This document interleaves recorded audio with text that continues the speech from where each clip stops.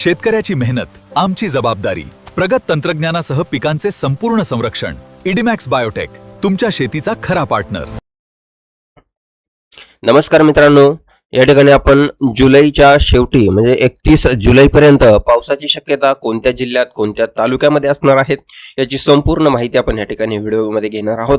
Video खूप महत्त्वाचा आहे, कारण या ठिकाणी जुलैच्या शेवटी आणि ऑगस्टच्या पहिल्या आठवड्यापर्यंत पावसाची शक्यता कशी असणार आहेत या ठिकाणी आपण बघणार आहोत. कारण आता पावसाचा मोठा खंड काही भागांमध्ये आहे, तर काही भागांमध्ये अतिवृष्टी बघायला मिळणार आहे. मग या दोन्ही टप्प्यांमध्ये कोणत्या जिल्ह्याचा भाग असणार आहे, कोणत्या जिल्ह्यात अतिवृष्टी असणार आहे आणि कोणत्या जिल्ह्यात रिमझिम पाऊस, तर कोणत्या जिल्ह्यात कोरडं, असं हे वातावरण आपण बघणार आहोत. आणि ऑगस्टच्या पहिल्या आठवड्यामध्ये सुद्धा काय परिस्थिती आहे त्याचा सुद्धा एक अंदाज आपण या ठिकाणी घेणार आहोत. वातावरणामध्ये हा वारंवार बदल होत आहे मित्रांनो. या ठिकाणी जे पॅसिफिक महासागर आपण बघत आहात, या ठिकाणी आता जे तापमान आहे ते समुद्राचं पाण्याचं तापमान आपल्याला 30 डिग्रीपर्यंत बघायला मिळत आहे. या ठिकाणी आपण जर बघितलं तर मोठा परिणाम या ठिकाणी आपल्याला बघायला मिळत आहे. सुपर एल निनो ॲक्टिव्ह झालेला आपल्याला या ठिकाणी बघायला मिळत आहे. त्यामुळे मुख्य परिणाम आपल्याला याचा एल निनोचा बघायला मिळत आहे. जबरदस्त तापमान या ठिकाणी झाल्यामुळे जे आता पावसाचं वातावरण आहे ते कुठंतरी आपल्याला कमजोर झालेलं बघायला मिळत आहे. आणि महाराष्ट्रामध्ये आता सध्या आपण पूर्ण जुलै महिन्याचं वातावरण या ठिकाणी बघणार आहोत. पूर्ण जुलै महिन्यामध्ये पावसाची स्थिती कशी असणार आहे, कारण तापमानामध्ये वाढ झालेली आपल्याला या ठिकाणी बघायला मिळत आहे. आपल्या अरबी समुद्रातही पण आणि महाराष्ट्रातही याचा मुख्य परिणाम बघायला मिळत आहे. आता काही दिवसापूर्वी आपल्याला पाऊस बघायला मिळाला 5, 6, 7, 8 तारखेला मुंबई किनारपट्टीला, तसेच जळगाव, धुळे, नंदुरबार, नाशिकच्या काही भागामध्ये, अहिल्यानगरच्या काही भागामध्ये, आपल्याला काही भागात पुण्यामध्ये पाऊस बघायला मिळालेला आहे. पण हे एक जे कमी दाब तयार झालं होतं त्यामुळे आपल्याला तो बघायला मिळालेला आहे. पण आता जो पावसाचा खंड आहे आणि काही भागात अतिवृष्टी आहे, मग तो कोणता असणार आहे त्याची संपूर्ण माहिती आता या ठिकाणी घेत आहोत. अशीच नवीन अपडेटसाठी चॅनलला सबस्क्राईब करा, व्हिडिओला लाईक करा आणि आपले गाव, तालुका, जिल्हा आम्हाला कमेंट करा. मित्रांनो, जर नवीन माहिती आली तर आपल्याला व्हिडिओच्या माध्यमातून सांगितलं जाईल. आता या ठिकाणी आज 12 तारीख आहे, 12 जुलै आहे. आपण पूर्णपणे 31 जुलैपर्यंत वातावरण बघू. आता 12 तारीख आणि 13 तारीख ह्या ठिकाणी जर बघितलं तर पाऊस जो आहे तो कुठेही आपल्याला बघायला मिळत नाही. अरबी समुद्राकडून जे वारे वाहत आहे त्याचं प्रमाण जे आहे ते खूप आहे. आपल्याला पावसासाठी वारं किती लागतं, 15 ते 20 प्रति तास किलोमीटर याप्रमाणे वारं चालतं. आता हे जे वारं आहे काही भागांमध्ये आपल्याला 50 ते 55 प्रति तास किलोमीटर याप्रमाणे वारे बघायला मिळत आहे. ते पण असे झटक्याचे वारे आपल्याला बघायला मिळू शकतात आणि काही भागात आहे सुद्धा. आपल्या भागात परिस्थिती सुरू असेल तर आम्हाला कमेंट करा.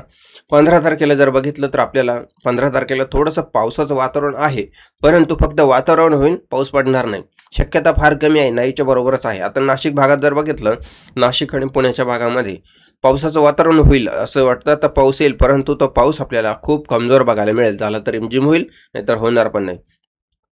तसंच नाशिक, मालेगाव, चाळीसगाव, धुळे, जळगाव या भागात सुद्धा सेम परिस्थिती आहे.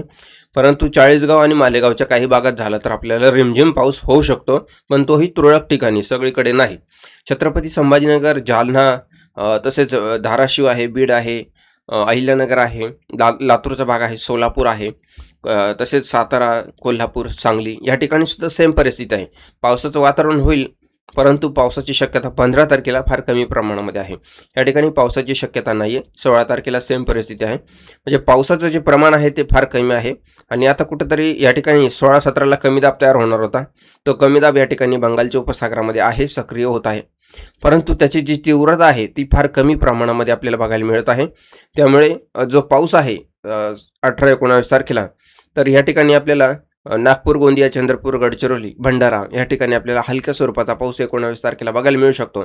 आणि 20 तारखेपासून जो पाऊस सुरू होत आहे मित्रांनो, जो कमी दाबाचं क्षेत्र मी मागच्या व्हिडिओमध्ये सांगितलं होतं, तो आता 21 तारखेला आपल्याला हलक्या हलक्या पावसाची शक्यता बघायला मिळणार आहे. कारण जो कमी दाब आपण बघत आहात त्याचं तीव्रता जी आहे ती कमी झालेली पूर्ण बघायला मिळत आहे या ठिकाणी.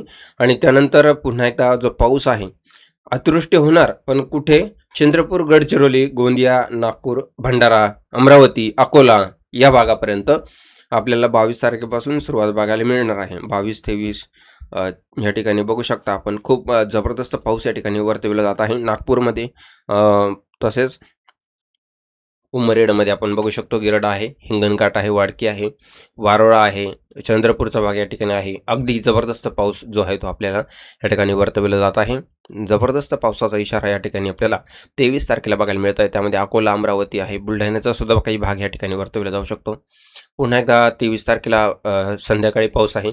24 तारखेला जर बघितलं तर 24 तारखेला आपल्याला नागपूर, अमरावती, अकोला या ठिकाणी जोरदार पाऊस आहे.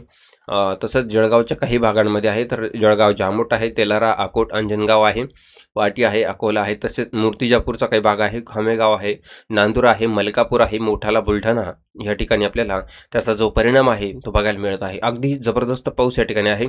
मग तोपर्यंत आपल्याला छत्रपती संभाजीनगर, जालना, नांदेड, परभणी या ठिकाणी रिमझिम पाऊस सुरू असेल 24 तारखेला आणि त्यानंतर पुन्हा एकदा तोच पाऊस पुढे अकोला, अमरावती, जळगाव या भागात बघायला मिळेल. म्हणजे जळगावचा कोणता भाग असेल, सगळीकडे असेल का नाही, तर जळगावचा शेगाव आहे, पाचोरा आहे, जामनेर आहे, बोदवड आहे, मलकापूर, गिरडा, बुलढाणा, मोठाला, खामेगाव, चिखली, इकडे धारणगाव आहे, तसेच अंबळनेर आहे, चोपडा आहे, बालवाडीचा काही भाग या ठिकाणी आहे, यावल आहे, रावेर आहे, नावी आहे, भुसावळ आहे. या ठिकाणी जोरदार पावसाची शक्यता आपल्याला बघायला मिळणार आहे. मग बाकी भागांमध्ये काय परिस्थिती असणार आहे?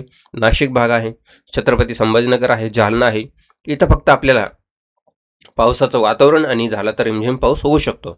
बाकी भागांमध्ये जर बघितलं तर कुठेही पावसाची शक्यता नाही. ढगाळ वातावरण भरपूर असणार आहे, परंतु पावसाची शक्यता कुठेही नाही. आणि तोच कमी दाब पुढे जाऊन आपल्याला नंदुरबार आणि धुळे या भागात बघायला मिळणार आहे. जोरदार पाऊस या ठिकाणी आपल्याला बघायला मिळणार आहे. जळगाव, धुळे, नंदुरबार या ठिकाणी आपल्याला बघायला मिळणार. आणि त्यानंतर 26 तारखेला किनारपट्टीला पाऊस सुरू होईल. मुंबई आहे, पुण्याचा काही भाग, चिपळूण, रत्नागिरी या ठिकाणी, परंतु त्या पावसाला सुद्धा जोर आपल्याला बघायला मिळणार नाही. त्यानंतर तोच कमी दाब आपल्याला या ठिकाणी गुजरातकडे गेलेला आपल्याला बघायला मिळत आहे. मग त्यानंतरची जी पुढची परिस्थिती असणार आहे तर किनारपट्टीला हलका पाऊस सुरू बघायला मिळू शकतो. हे जे झालं वातावरण, आतापर्यंत आपण जे पाऊस बघितलेला आहे तो फक्त मी जे पट्टी सांगितली होती कुठून कुठे जाणार आहेत, तर तसाच तो पाऊस आपल्याला चंद्रपूर, गडचिरोली, गोंदिया, यवतमाळ, हिंगणघाट, अकोला, अमरावती, जळगाव, धुळे, नंदुरबार या भागाकडून हा पाऊस आपल्याला बघायला मिळालेला आहे. बाकी भागांमध्ये कुठेही आपल्याला या ठिकाणी जुलैच्या एंडिंगपर्यंत पाऊस आपल्याला दिसत नाहीये. परंतु पुन्हा एकदा एक कमी दाबाचे क्षेत्र आपल्याला मुंबईपासून सुरू होताना बघायला मिळू शकते ऑगस्ट महिन्याच्या पहिल्या आठवड्यामध्ये. त्याची अपडेट आपण पुढील व्हिडिओमध्ये आपण नक्कीच घेणार. तोपर्यंत या ठिकाणी जो कमी दाब झालेला आहे त्यामुळेच आपल्याला हाच कमी दाब पुन्हा एकदा जर नाशिककडे आला तर पुन्हा एकदा आपल्याला जोरदार पाऊस बघायला मिळू शकतो. नाशिकच्या काही भागांमध्ये, पुण्यामध्ये, अहिल्यानगर, छत्रपती संभाजीनगरमध्ये, परंतु त्याची शक्यता एकदम कमी आहे. 80% कमी आहे, 20% शक्यता आहे. परंतु परिणाम त्याचा आपल्याला जाणवू शकतो 26 तारखेनंतर, 26 जुलैनंतर त्याचा परिणाम होऊ शकतो. परंतु या भागांमध्ये, बाकी भागांमध्ये आपल्याला पाऊस 22-23 तारखेनंतर जाणवणार आहे. बाकी भागांमध्ये रिमझिम सुरू राहणार आहे आणि जुलै महिन्यामध्ये आपल्याला पावसाचं जे प्रमाण आहे ते फार कमी प्रमाणामध्ये आपल्याला बघायला मिळालेलं आहे. नवीन अपडेट आल्यानंतर व्हिडिओच्या माध्यमातून सांगितलं जाईल. धन्यवाद.